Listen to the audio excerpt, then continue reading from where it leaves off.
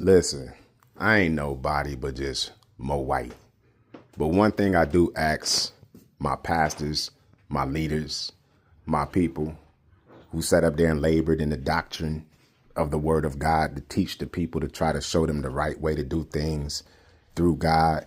You know, none of us got everything fully. You know what I'm saying? We only got things in part.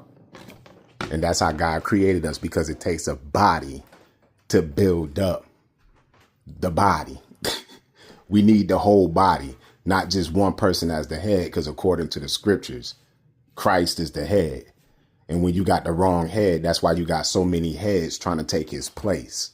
But when you let I come back into the people, I am that I am, we only need one head, because we're supposed to be the body.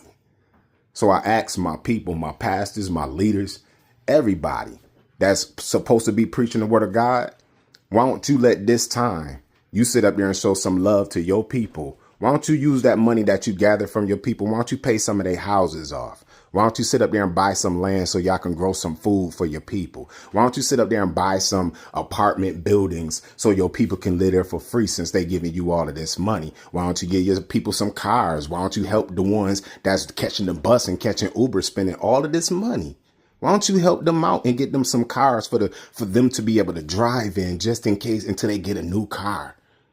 The ones that's poor in the church, why don't you bless them with jobs that they can get paid instead of working for y'all for free? Wouldn't God do that for his people? That's slavery.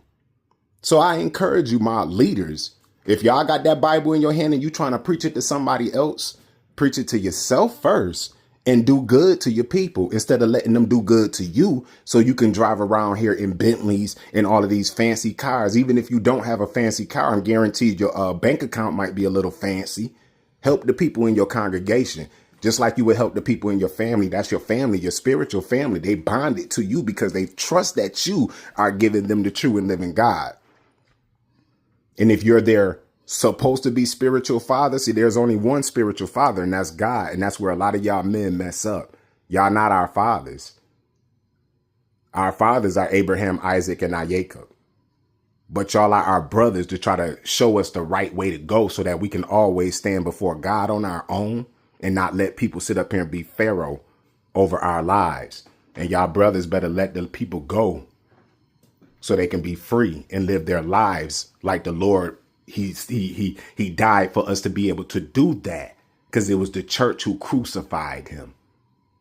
You can't crucify him no more. Let the people go.